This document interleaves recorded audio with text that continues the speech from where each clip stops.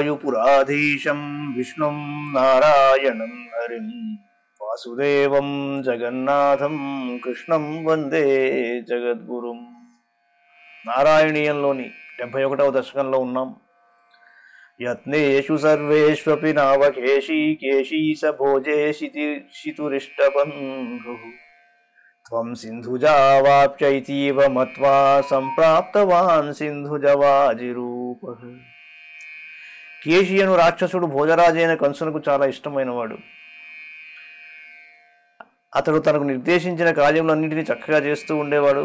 ఆ రాక్షసుడు నిన్ను సముద్రజాత అయిన లక్ష్మీ నిలయుడవని తలచి తాను కూడా సముద్రజాతమైన అశ్వరూపమును ధరించి నీ దగ్గరకు వచ్చాడు.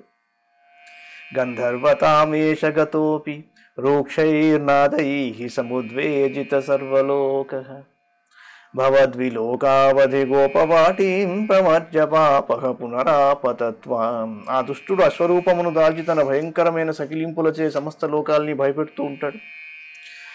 అలాగే అతడు గోకులమునకు వచ్చి పీడింపడం మొదలుపెట్టాడు. నువ్వు వాడిని చూసావు ఒకసారి.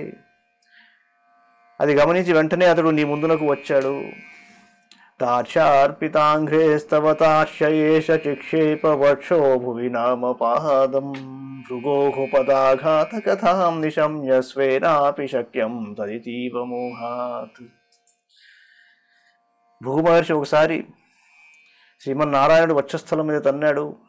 ఆ పరీక్ష పెట్టినప్పుడు అది గుర్తుకు వచ్చిందో ఏమో, ఇతను కూడా గరుడ వాహనుడైన నీ యొక్క వక్షస్థలం ముందు అజ్ఞానము చేత అన్నాలని సిద్ధపడ్డాడు. ప్రపంచయన్నస్య ఖురాంచలం ద్రాగముం చ చిక్షేపి దూరం సమూర్ఛితోపి హతి మూర్ఛితేన క్రోధోష్మణాఖాదితుమాదృతస్వాం. కేశవ, ఆ కేశి రాక్షసుని పాదతాళనమును తప్పించుకొని అతనిని ఒడిసి పట్టుకుని చాలా దూరం విసిరేశావు. అందువలన ఆ రాక్షసుడు క్షణకాలం మూర్ఛిల్లాడు. తరువాత తేరుకొని అతి కోపంతో నిన్ను తినివేయుట కన్నట్లు పరిగెత్తుకుంటూ నీ మీదకు వచ్చాడు. త్వం వాఘదండే కృతధీశ్చ బాహాదండం యథాస్తస్య ముఖే తదానీం తద్వృద్ధిరుద్ధశ్వసనో గతాసు సప్తీ భవన్నప్యయమైక్యమాగాత్. కేశిసూదన, అప్పుడు నీవు ఆ వాహనమును దండించుటకై దాని ముఖమందు నీ బాహుదండమును ప్రయోగించావు. అందువలన శ్వాస ఆడక ఆ కేశి రాక్షసుడు చనిపోయాడు. అశ్వరూపమును ధరించిన అతడు నీలో ఐక్యముందాడు.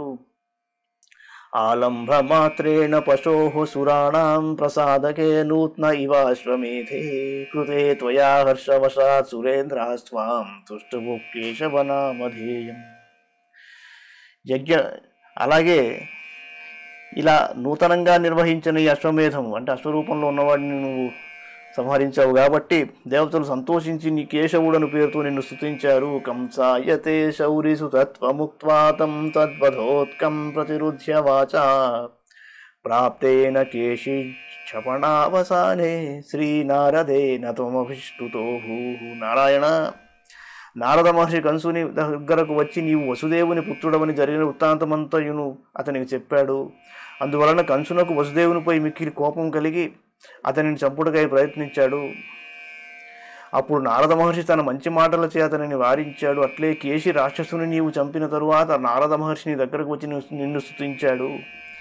కదాపి గోపై సహ కాననాంతే నిలాయన క్రీడన లోలుపం త్వాం మయాత్మజః ప్రాప దురంతమాయో వ్యోమాభిధో వ్యోమచరోపరోధి. లీలామయ, ఒకప్పుడు నీవు గోపాల బాలకులతో కలిసి అడవియందు నిలాయన క్రీడ అంటే దొంగాట ఆడుకుంటున్నావు. అప్పుడు మయాసురుని పుత్రుడైన వ్యోమాసురుడు నీ దగ్గరకు వచ్చాడు. అతడు దేవతలను ద్వేషించువాడు, గొప్ప మాయావి.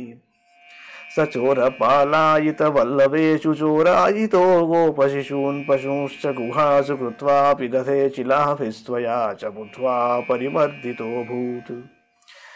సర్వజ్ఞ, గోపాల బాలురు చోరులుగా పాలకులుగా మారి ఆటలాడుకొనుచుండగా వ్యోమాసురుడు ఆ బాలులలో కలిసిపోయి దొంగగా మారాడు. అతడు గోపాల బాలులను పశువులను ఎత్తుకొని పోయి గుహలందు దాచిపెట్టి వారు బయటకు రాకుండా బండరాలను అడ్డం పెట్టాడు. దానిని గమనించి నీవు ఆ రాక్షసుని సంహరించావు. ఏవం విధైశ్చాద్భుత కేళి భేదైరానందమోక్షామతులాం వ్రజస్య పదే పదే నూతనయన్న సీమాం పరాత్మరూపిన్ పవనేశపాయా. ప్రభు, నీవు ఇటువంటి అద్భుతమైన క్రీడలచే గోకులములోనున్న వారికి అడుగడుగునను నిత్య నూతనమైన అంతులేని ఆనందాతిశయమును కలిగించుచున్నావు. అట్టి పరమాత్మ రూపుడవైన గురువాయూరు పురవరేశ నన్ను కృపతో రక్షింపుము. మంగళం భగవాన్ విష్ణు, మంగళం గరుడధ్వజ, మంగళం పుండరీకాక్షో, మంగళాయ తనో హరి. సర్వం శ్రీకృష్ణార్పణమస్తు.